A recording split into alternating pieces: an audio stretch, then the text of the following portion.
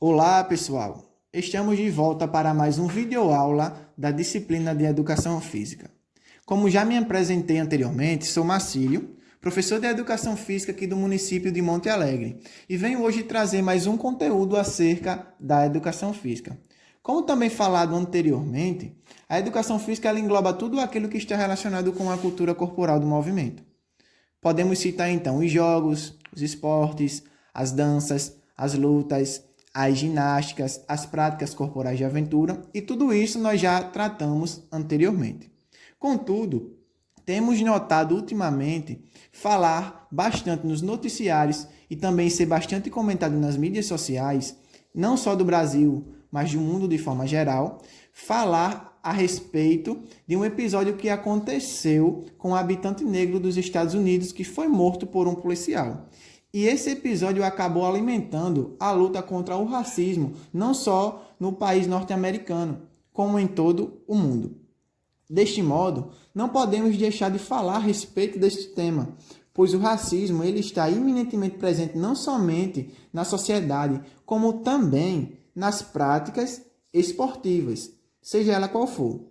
E hoje iremos tratar justamente a este respeito, sobre o racismo na sociedade e nas práticas esportivas. Você deve então estar se perguntando neste momento, o que é que este assunto, esse tema, tem a ver com a educação física? Como falei há pouco, cenas de racismo elas são constantemente presenciadas nas práticas esportivas, sejam em estádios, por torcedores ou até mesmo por colegas de equipe ou adversários, bem como também presenciamos constantemente em atividades esportivas que realizamos no nosso cotidiano. Então, desta forma, o racismo ele é um tema pertinente dentro da sociedade e importante de ser debatido na tentativa de buscar soluções para este problema. E já que falamos a respeito deste tema, para início de explanação é importante sabermos o significado da palavra racismo, que é definido como preconceito e discriminação direcionados a quem possui uma raça ou etnia diferente. Geralmente se refere à segregação racial e está direcionada aos negros. Infelizmente, essa forma de preconceito ela está enraizada na sociedade e foi herdada culturalmente. Porém, a luta constante pelo respeito ao próximo já tem causado algumas alterações ou mudanças, o que não significa que chegamos a uma solução. Nesta imagem, nós temos 3 mulheres americanas que protestaram contra a morte de George Floyd, o homem que foi morto nos Estados Unidos e que muitos associaram à prática do racismo. Nos cartazes que vemos, nós temos frases como "não posso respirar" e "vidas negras importam". A revolta causada por este acontecimento ele nos faz lembrar de acontecimentos no meio esportivo, onde atletas foram vítimas do racismo. Aqui temos, por exemplo, 2 jogadores holandeses, Hinaldo e De Jong, que ao comemorarem um gol por sua seleção, fizeram uma crítica ao racismo, ao demonstrarem não existir preconceito pela cor da pele. Fatos como esse acontecem constantemente diante da insatisfação que os atletas eles sentem pelos atos racistas. Jogando pelo Barcelona, por exemplo, também, o brasileiro Daniel Alves ele foi vítima do racismo pela torcida da equipe adversária, que lançaram bananas quando o atleta ele estava cobrando escanteio. Naquela época, inclusive, a imprensa holandesa ela classificou aquele episódio como lamentável e elogiou o bom humor do atleta, pois Daniel Alves, ele, quando lançaram as bananas em campo, ele pegou uma das bananas e acabou ingerindo aquela fruta.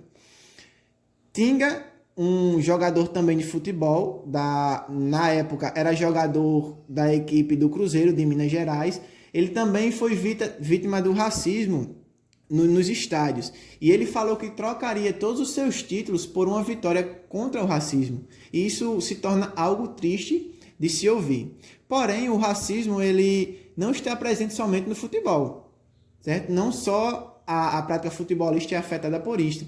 A judoca brasileira, por exemplo, Rafaela Silva, ela depois de sofrer ofensas racistas após sua apresentação nas Olimpíadas de Londres em 2012, ela acabou sendo campeã mundial de judô e no ano seguinte ainda levou a medalha de ouro nos Jogos Olímpicos no Rio de Janeiro em 2016.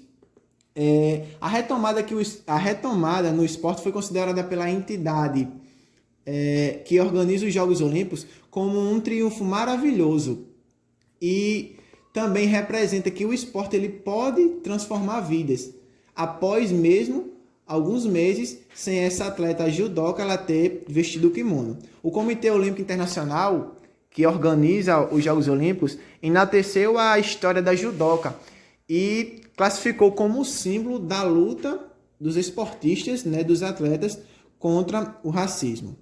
Diante de tudo isso que exponemos até agora, fica então a seguinte pergunta: existem soluções contra o racismo na sociedade e nas práticas esportivas? Falar em solução acredito que seja um pouco complicado.